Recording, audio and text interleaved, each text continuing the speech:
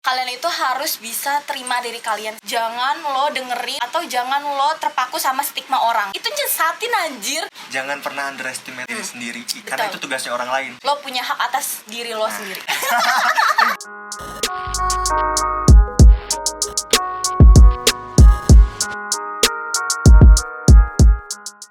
Halo, balik lagi di Ngepoin. Kali ini gue kedatangan temen gue nih. Jadi kita lagi staycation di Puncak bareng-bareng. Dan sekarang gue lagi sama Alia Agatha namanya. Halo Alia. Halo guys. Jadi Alia ini sahabat gue dari SMA, yang dulu ngebantu gue juga buat survive dari masalah-masalah gue. Dan sekarang gue mau tanya masalah-masalahnya dia nih. Banyak banget sih kayaknya. Sekarang kesibukan lo apa sih? Kuliah aja sih gue. Kuliah aja. Semester 7. Lagi sibuk KKN. Oke, lagi KKN. Semangat ya KKN. Makasih lo. Aduh, langsung kita tanya ya. Kan lo tahu nih, semua orang tuh pasti punya titik terendahnya. Pernah ngalamin hal-hal yang gak enak dalam hidupnya, terus kayak ngerasa nyalahin diri sendiri atau apapun itu. Nah, lo pernah gak sih ada di titik terendah? Dan apa sih titik terendah lo itu? Kalau boleh tahu gitu, diceritain tolong. Mungkin banyak ya, cuman gue kayaknya bakal spill. Waktu pas gue SMA mungkin kayaknya semua orang ngalamin sih. Iya, pasti. Ada di fase cari jati dirinya. Jadi waktu itu gue juga bertanya-tanya, diri gue tuh sebenarnya gimana sih? Terus kayak gue tuh kedepannya harus ngapain ya? Terus segala macam. Tapi begonya gue tuh gue keblunder sendiri gitu loh. Jadi kayak, kok gue malah jadi kayak gini ya? Kok gue malah kayak gini? Dan salahnya gue ngelampiasinnya ke hal negatif. Waktu itu gue nggak tahu kalau ternyata apa yang gue lakuin itu salah. Cuman yang ada di pikiran gue, kalau gue ngelampiasin ke hal itu, oh berarti gue bisa bikin lebih tenang nih. Salah satunya waktu itu gue self harm sih, nyakitin diri sendiri. Emang jangan ditiru ya guys, ini perbuatan yang tidak terpuji. Jadi gue nyakitin diri gue sendiri setiap gue ada masalah atau gue pusing sendiri mempertanyakan segala sesuatunya. Gue ya nyakitin diri gue sendiri. Sampai akhirnya gue punya keberanian untuk coba ke psikiater, tapi gue diem-diem gak kasih tahu keluarga gue, gak kasih tahu temen-temen gue. Makanya gue coba sendiri waktu itu ke rumah sakit, salah satu rumah sakit swasta di dekat rumah. Nah terus pas pertama kali tuh ya gue nggak dapet apa-apa sih, cuman kayak kenapa awalnya sih gugup sih, kayak takut banget, takut dapet penghakiman dari orang atas apa yang terjadi dalam hidup kita gitu kan. Cuman ternyata dia open minded sih menurut gue, terus juga menerima, nggak ngejudge gitu, dan menurut gue bisa ngasih solusi atau pandangan-pandangannya tentang yang lebih baik buat diri guanya gitu. Terus gue beberapa kali bolak-balik ke psikiater, gue dapet diagnosa itu ada bipolar, ada borderline personality disorder, sama satu lagi itu gue ada PTSD. Itu tuh post traumatic syndrome disorder atau apa? Gue kurang inget, pokoknya kayak gitu. Nah, ternyata tuh gue cari tahu nih penyebabnya apa nih ya. Kok gue bisa sampai di diagnosa itu? Karena awalnya gue tuh tipikal orang yang kalau misalnya ngejalanin hidup ya udah gue ngejalanin aja gitu, nggak yang gue gimana gitu. Nah, dan terus emang yang gue tahu lo itu orangnya cheerful sih dari hidup. iya, jadi gue kayak ya udahlah gue jalanin aja gitu, gimana ke depannya. Nah terus ternyata itu semua penyebabnya itu dari gue kecil. Jadi gue punya trauma dari kecil. Nah itu basicnya tuh ya ada permasalahan keluarga, bully dari temen, terus masalah hidup segala macem sih. Kayak waktu itu bokap gue juga sempet down usahanya segala macem, terus ya finansial sih. Nah terus itu tuh gue dulunya tuh kayak ya udah gue jalanin hidup aja, gue nggak tahu nih kalau ternyata apa yang gue denger, apa yang gue lihat itu tuh jadi di alam bawah sadar gue tuh ternyata numpuk sampai akhirnya mungkin pas gue SMA tuh kayak meledak gitu loh. Nah itu yang salah gitu. Jadi gue malah ngelampiasin ke diri gue sendiri, ngerusak diri gue, nyakitin diri gue. Nah tapi makin kesini gue makin lebih menerima sih. Walaupun mungkin emang capek sih sebenarnya. Gue bolak-balik psikiater, konsumsi obat segala macem. Nah ya berat sih. Gue juga akhirnya memberanikan diri untuk cerita ke keluarga gue. Waktu awal-awal bokap gue sendiri pun itu tuh kayak, kamu gila kak, katanya gitu. Terus sampai akhirnya gue jelasin kayak ini tuh beda sama gila. Maksud gue bukan gila yang gila gimana gitu, bukan. Ini tuh ya, karena emang belum banyak orang yang paham sih. Karena semua menyamaratakan kayak stigmanya, oh kalau misalkan mental illness ya gila gitu, ke psikiater gila gitu. Walaupun emang benar, gue 2 kali dapet surat rujukan buat dirawat di rumah sakit. Yang satu gue dapet di RSCM, yang satu gue dapet di RSMM. Nah itu gue dapet rujukan, cuman emang gue nggak dirawat. Akhirnya gue cuman bolak-balik konsul doang. Nah itu tuh berjalan nyampe sekarang sih gue masih rutin ke psikiater. Cuman ternyata yang terakhir gue sempet down lagi juga sih, karena mungkin pusing juga sih masalah kuliah segala macem, terus pandemi. Nah itu bikin down lagi tuh, benar-benar aduh gila sih. Nyampe akhirnya dosis obat gue tuh dinaikin sama psikiaternya gitu. Nah bisa. jadi dosisnya itu tuh bisa dinaikin, bisa diturunin, tapi itu sesuai dengan resep si psikiater. Jadi misal kita datang nih konsultasi, terus nanti kita ngeliat nih, nge-review misal 1 minggu ke belakang itu progres gue gimana nih, mood gue gimana, kayak gitu-gitu. Nah itu nanti diresepin obatnya. Terus kebetulan waktu itu gue dosisnya dinaikin gitu obatnya.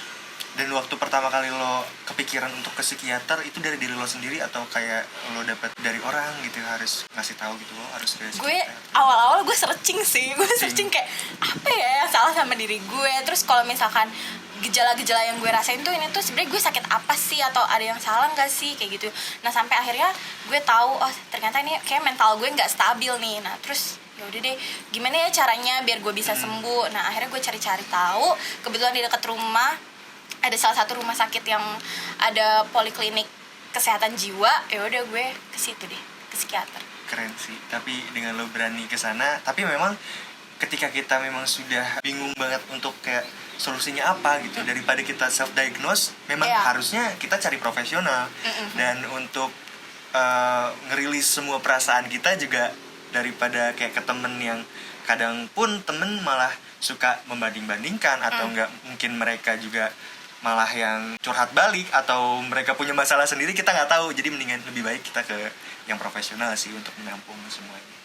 Iya, benar. Kalau untuk sekarang nih, karena kan mungkin pandemi lagi kayak gini keadaannya, terus juga mungkin agak susah nggak sih untuk ke psikiater gitu? Iya sih, kemarin gue sempat stop gitu karena nggak bisa datang ke rumah sakit karena lagi parah banget kan. Bener. Jadi rumah sakit itu juga buat orang-orang COVID gitu. Nah terus akhirnya gue jadi kayak by phone gitu sih, telepon, WhatsApp. Nah terus nanti gue selalu ngasih bukan rekapan, kayak ngasih laporan progres gue tiap harinya, kayak mood gue hari ini gimana, kayak gitu-gitu. Terus kalau misalnya lagi sendiri nih, lo lagi bingung banget sama hidup lo, sama masalah yang lo alami gitu, apa sih yang lo lakuin buat menurunin hal itu? Gue biasanya nyibukin diri sih, entah dengan apapun. Misal gue beres-beres rumah atau beres-beres kosan kalau misalnya gue lagi di kosan, terus ngerjain kerjaan, tugas kuliah, atau gue kadang sekedar nongkrong sih, kayak ngopi, terus yaudah gue bengong aja. Terus atau mungkin tidur sih, menurut gue tidur tuh cara paling ampuh sih menurut gue. Iya kayak tidur terus lo lupa gitu kan sama masalah lo, kayak terus ya walaupun bangunnya lagi lo langsung harus aktivitas lagi, harus tetap jalanin hidup lo, nggak bisa lo tidur atau jadi panggil Tuhan, kan gue juga belum siap gitu. Dosa gue masih banyak. Jangan dong, ngeri ya. tapi gue salut banget sih, maksudnya dengan perjuangan lo selama ini, kayak lo mendem sendiri sampai akhirnya lo bisa cerita ke orang tua yang padahal juga lo nggak tahu nih reaksi orang tua tuh bakal kayak gimana. Bener. Tapi lo bisa berani untuk bilang ke mereka gitu. Dan sekarang mereka udah paham gitu bahwa udah ke paham. psikiater itu bukan berarti gila gitu. Udah. Cuman gue masih yang gak mengenakan itu, gue juga punya pengalaman dari gue emang punya mental illness, cuman waktu itu pernah itu tuh jadi bahan perundungan yang baru buat gue. Jadi waktu itu gue di kampus. Jadi ceritanya kita lagi ujian. Gue nggak tahu nih dosen gue tahu dari mana gue tuh sakit kayak gini gitu. Gue nggak pernah cerita ke siapapun. Waktu itu posisi kita lagi ujian, gue ingat banget lagi ujian. Terus ujian ini tuh emang sistemnya lisan. Lo tau dosen gue nanya apa? Dia nanya soal kayak kalau misalkan nyakitin diri sendiri itu melanggar HAM atau enggak. Untuk orang yang mentalnya nggak stabil kayak gue, itu tuh nge-trigger gitu loh. Terus gue langsung kayak gue nangis dan gue lost control gitu atas diri gue sendiri. Sampai akhirnya teman-teman gue ngatain gue gila. Itu mah lo gila Al, kayak gitu.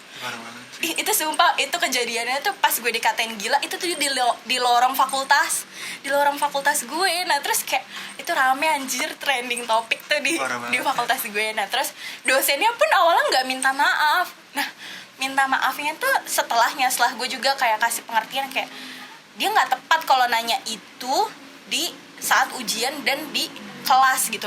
Kalau emang dia niatnya peduli sama gue atau mau sekedar basa-basi sekalipun, ya lo tanyanya personal aja ke gue gitu. Jangan tanya di lingkup umum kayak gitu. Itu sih menurut gue masih sakit hati sih sebenarnya sampai sekarang anjir. Buat yang nonton, tapi gue berusaha maafin lo kok, cuman kayak sakit anjir di sini gue gitu. Kalau gue masih inget-inget kayak, ih, kok bisa ya dia ngomong kayak gitu. Dan kocak ya, ternyata yang ngatain gue gila, lebih gila dari gue gitu. Itu kocak aja sih gue, kayak ketawa sih gue kayak gitu. Tadi sih kenapa sih bahkan seorang sekarang itu disebutnya apa, penyintas? Iya, Penyintas ya, penyintas ya mental illness itu semuanya kita tuh sama. Itu tuh sama bener-bener. kok sebenarnya, cuma ya mereka ada fasenya aja gitu, ada masa di mana mereka memang lagi terasa apa yang mereka rasakan, dan bukan berarti kita beda, cuma kita jangan membeda-bedakan gitu. Mereka juga sama kayak kita, sama-sama gitu. manusia kok. Sama-sama manusia, sama-sama punya hati, punya perasaan, dan mereka juga bisa kontrol sebisa mereka gitu. Jadi jangan sampai kita malah ngejatuhin mereka yang udah mau usaha juga untuk sembuh. Iya. Kan? Cuman gue juga mau ngasih apa ya, bukan saran sih, kayak gue cuma pengen ngasih pesan ke teman-teman semua, tolong kalau misalnya kalian punya temen yang mental illness atau apa, please jangan pernah kasih komenan kayak, alah itu mah lo kurang ibadah aja kali. Jangan. Itu mah gampang kali, lo tinggal berdoa aja sama Tuhan. Kalau Please. nggak tahu mereka juga udah ibadah. Kita tuh udah ngelakuin itu semua, dan kalau misalnya kita beribadah sama Tuhan, emang kita harus bilang-bilang ke semua orang kayak, woi gue habis ibadah nih sama Tuhan gue gitu. Cuman tuh beda gitu konteksnya, gue udah beribadah tapi ya ini tuh beda gitu, nggak bisa disangkut pautin. Bahkan ternyata kayak seorang pemuka agama aja ada loh yang apa namanya punya mental illness gitu. Jadi ya please lah gitu, kayak jangan sok tahu banget gitu nyampe ngehakimin kayak lo kurang ibadah kali gitu. Kayak kesannya gue kayak manusia paling dosa di dunia ini gitu. Paling hina gitu. Iya sih, paling kesel kalau udah kayak gitu. Gondok banget sih anjir gue. Kayak lo coba deh tuker posisi sehari sama gue gitu. Bisa nggak gitu? Masalah ibadah itu emang kewajiban kita ngelakuin. Iya, kan? Tapi ya emang kalau kita lagi ngerasa Iya, down mah down aja gitu. nggak bisa disangkut pautkan dengan hal itu. Kocak aja sih gue. Oke nih, mungkin udah cukup kali ya. Thank you banget, cuma thank you banget. Tapi ini nggak apa-apa, aman kan? Aman nggak apa-apa. Aman ya. Gue mau dong lo kasih pesan-pesan nih buat teman-teman yang mungkin sedang merasakan hal yang sama kayak lo gimana? Menurut gue sih pesan gue tuh ke semua teman-teman, kalian itu harus bisa terima diri kalian sih. Maksud gue, terima kelebihan kalian, terima kekurangan kalian. Sebelum orang lain menerima diri kalian, ya diri kalian dulu yang harus menerima gitu. Kalau misalkan lo udah bisa nerima diri lo, itu tuh kayak hidup lo lebih mudah. Lo bisa tahu ke depannya lo harus ngelakuin apa yang lo harus perbaiki sama diri lo. Terus juga jangan lo dengerin atau jangan lo terpaku sama stigma orang. Kayak itu nyesatin anjir. Maksud gue kayak lo nanti keblunder sendiri, nanti lo sakit sendiri. Toh kalau lo sakit, orang pun gak peduli sama lo gitu. Jadi gak usah peduli apa kata orang, karena kan yang tahu hidup lo yang ngejalanin itu lo. Orang tuh cuman tahu hari ini doang. Orang nggak tahu nih apa yang udah lo laluin sebelumnya. Lo udah berusaha gimana nih gitu buat bertahan di hidup ini gitu. Jangan pernah underestimate diri sendiri, karena itu tugasnya orang lain. Walaupun orang lain sebenarnya juga tidak berhak. Iya, betul. Tapi akan lebih berbahaya kalau kita underestimate diri sendiri. Lo punya hak atas diri lo sendiri. Keren banget dah. Thank you banget Alia udah mau gue tanya-tanya. Oke. Terus jangan lupa like, comment, dan subscribe. Terima kasih semuanya udah menonton dari awal sampai akhir. Bye. Bye.